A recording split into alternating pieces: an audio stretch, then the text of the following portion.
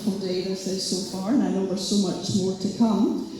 I'm absolutely delighted to join you here this afternoon. My name is, as you heard, Annette Christie. I'm a councillor in Glasgow. I'm also Glasgow's City Convener for Culture, Sport and International Relations. So, Glasgow is an international city, but most importantly, we are a European city, and we always have been, always will be. We have a very deep commitment to Europe and to our European citizens. For those of you that don't know, it's estimated that of Glasgow's population, it's over 50% are EU nationals. Wow. And I think there's quite a few of you in the room today. If you're not from Glasgow, I'm very sorry, we don't all have that luck. However, this afternoon you are Ouija at heart, and we will welcome you as we welcome everyone to our city. Now, I was first elected in 2017, and along with my colleagues in Glasgow City Government, we had a clear priority to reinforce our commitment to celebrate our shared European values and continue collaboration with our European sister cities. And that was underlined by our former Lord Provost and your MC for today, Councillor Eva Bollinger.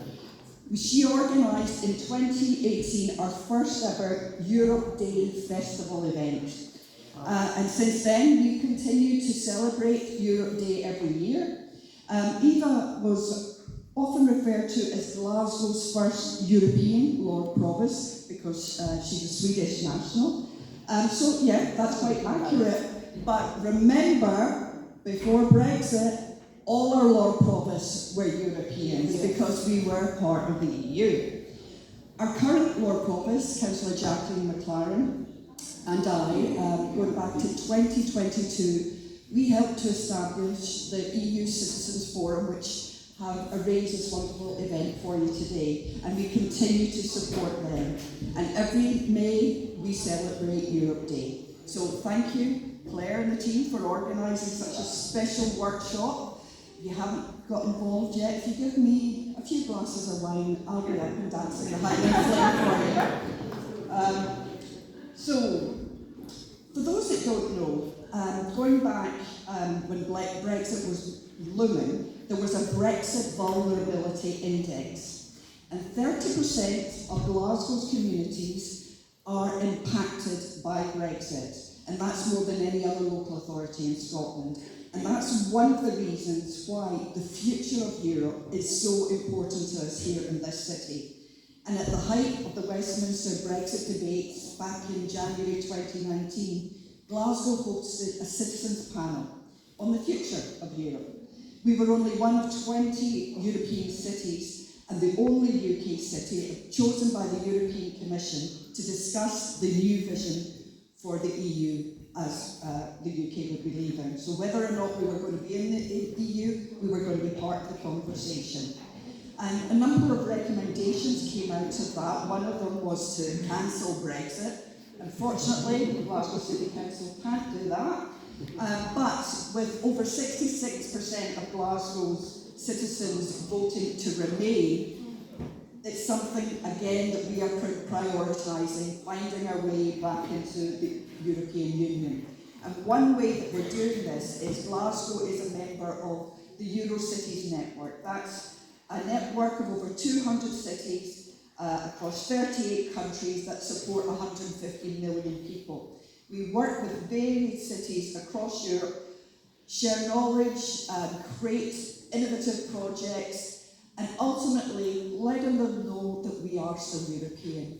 And as part of that, the Eurocities have also created a shadow commission to the European Commission itself, and Glasgow is one of the shadow commissioners. We are now the shadow commissioner for culture. I regularly meet with MEPs, commissioners in Strasbourg or Brussels, so we've still got a seat around the table and we are influencing European policy.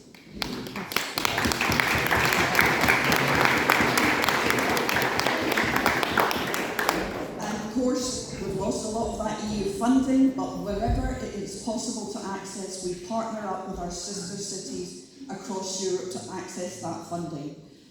Just a few months ago, we had visitors from Hamburg, Charleroi and Milan discussing food innovation and projects in food sustainability.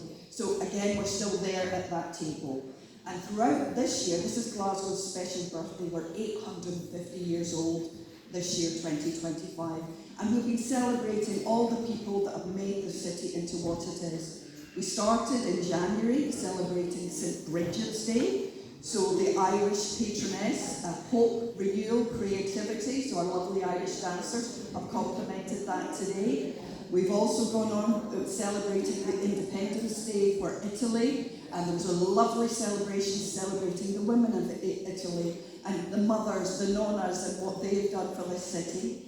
And just a few weeks ago, we had a celebration on the Old Alliance. 730 years of Scotland and France's partnership and friendship. So we do not forget who our family is and where we belong. So I'll just want to end and thank you to the EU Citizens Forum for arranging this wonderful event, for Lena in joining us, and I hope to work as closely with her as possible in the future. And just remember, people make Glasgow, people make cities, people make Europe. So, like only the Glaswegians can, no one is ever going to take that away from us. We are European and we will continue to remain as part of Europe. Thank you.